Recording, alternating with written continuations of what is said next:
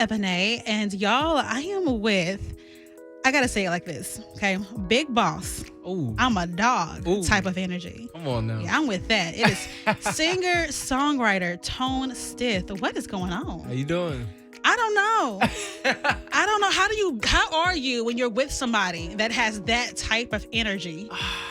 you know, I'm happy to be here. Okay, well, we're Yeah. happy to have you here. Thank you. Now, your start in music, it's just been kind of everywhere. The way that your music production, the instruments, you've done everything. Yeah. And it's not over yet, and we love that. Yep. So, I got to talk about this, the classics. You are able to notate so many legends in R&B music and just put a little twist to their music. Yeah. Like Brian McKnight, Mm-hmm. Donnell Jones. Yep. You got to tell me what is, or among the classics, who is the person that really ignited your passion for music? Okay. I have a few. Okay.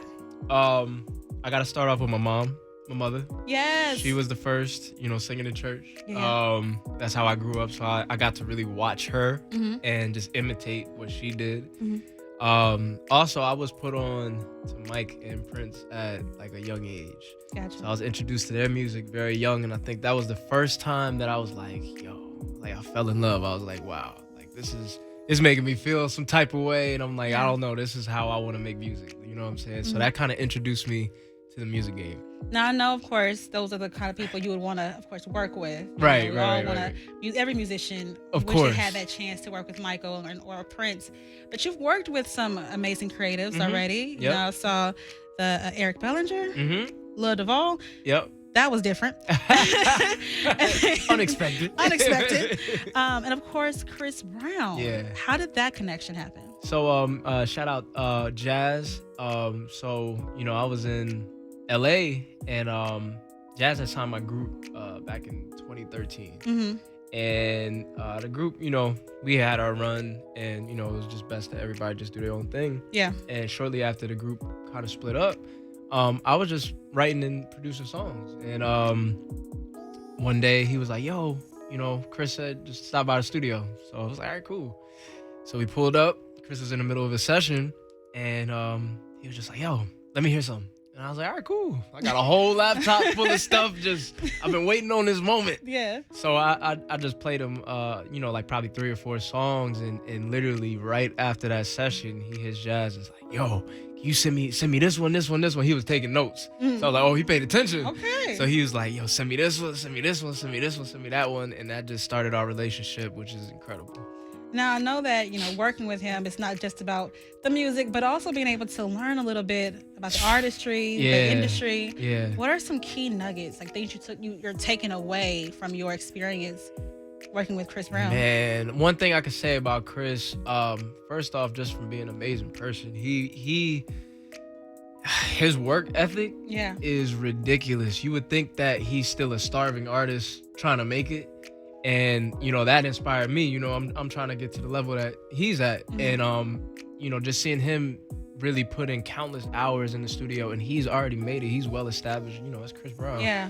That just really motivated me to like, yo, you gotta, once you make it, you still gotta grind and keep it. You know what I'm saying? So that was a major thing for me that I took away from him. And, I've always had this in me, but just seeing it with a bigger artist is just being a perfectionist. You know what I'm saying? Nothing will ever be perfect. Yeah. But, as an artist and being so close to the art, it's just like, oh no, we're not gonna release it until it's like the right thing with me. me. You know what I'm saying? So just staying on that, knowing that I was on the right path, I'm on the right path, and just being a perfectionist. So. Now, being a perfectionist, I know that comes with also trying to be patient. Mm-hmm. And that seems to be, at least for me, I have the hardest time being patient. I cannot. I want everything now. I want to enjoy the process.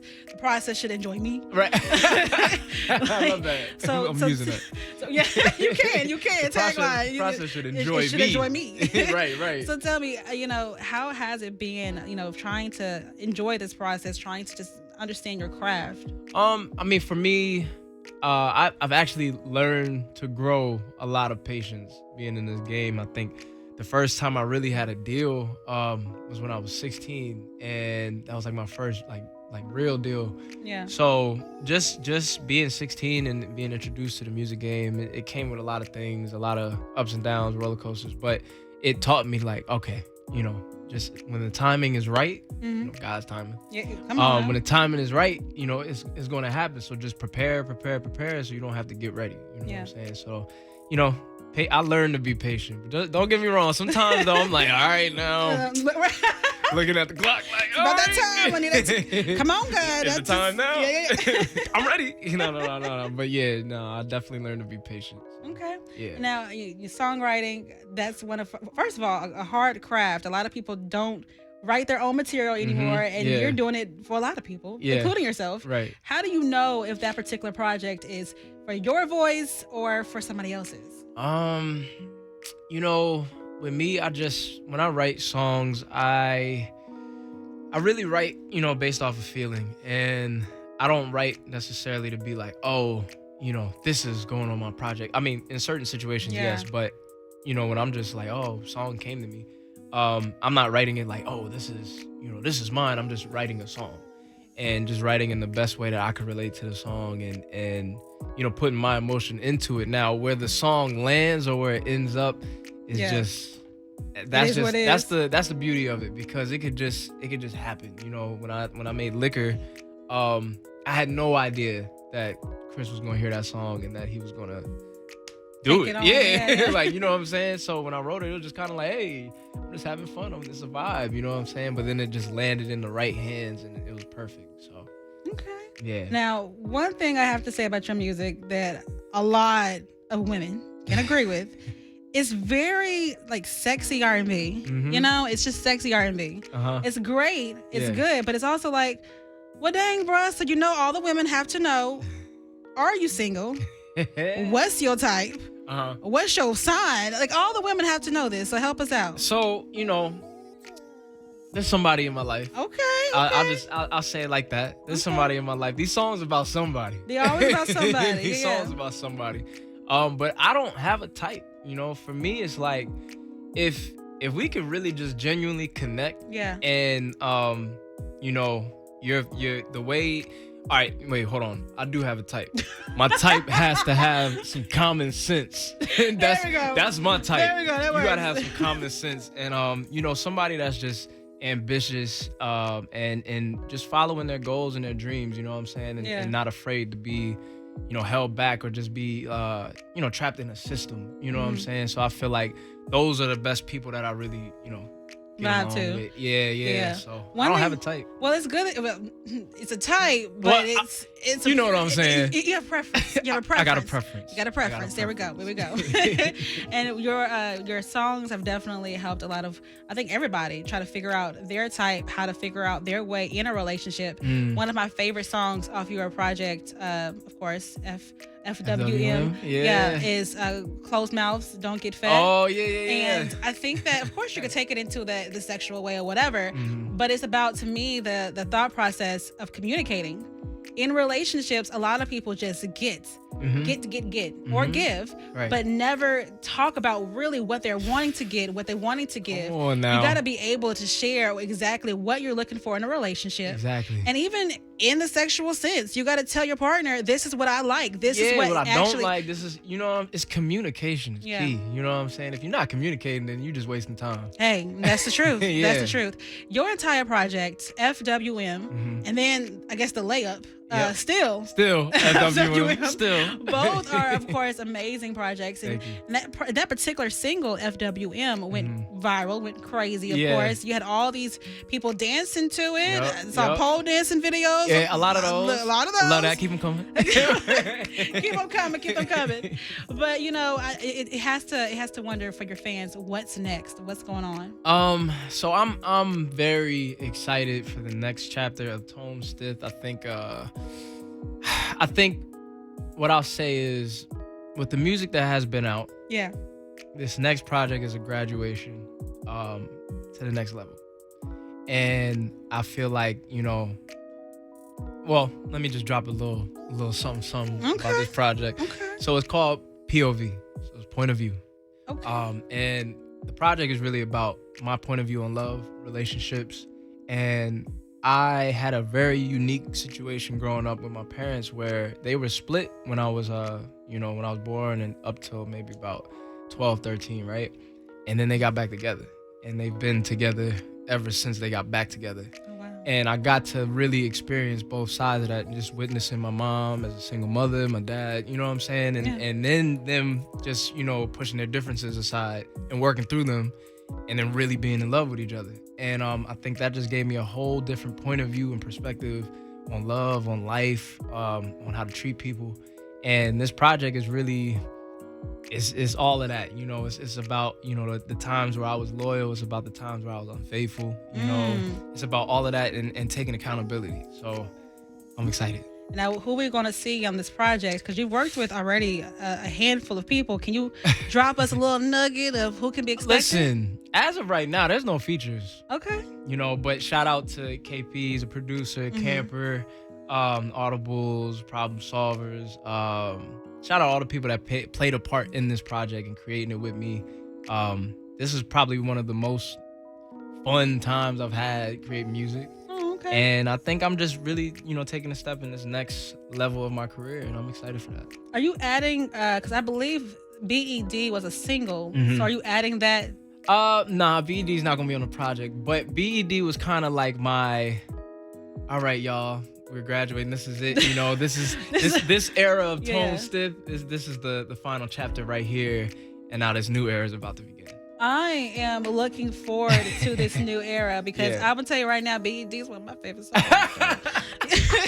I ain't gonna lie, it's one of my favorite songs. It tells so much about me. No, listen. The next project, POV. When can we expect it to come out? Is there a date? Late June. Late June. Okay. So right in time for Black Music Month and summertime. Yeah. It's my first summertime release too, so I'm very excited. Most of the time I was releasing music like winter into the new year, so this is about to be fun. Well, I'm very excited about it, but I also got to mention something too. Your Set the Tone.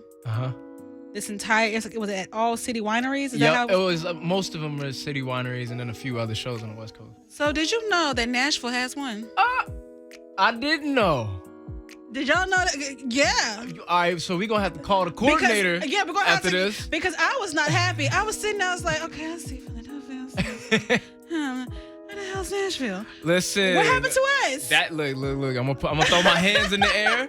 That one had nothing to do with me. Had nothing to do with me. But look, now that I know, okay, the second time again. Well, I'm coming back already in May. Thank you. Okay, you know what I'm saying? I'm gonna be here in May. You are. But when the tour is, announced, I'll make sure. Add Nashville to that list because we would love it.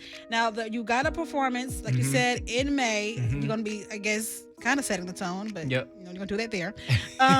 Tell us about this concert that's happening. So the concert that's happening is May 5th and 6th at AB, and this is my first residency, so I'm excited. But this show is gonna be a little different from the Set the Tone tour because Nashville being a very musical city. Yeah, you got to bring that heat. So.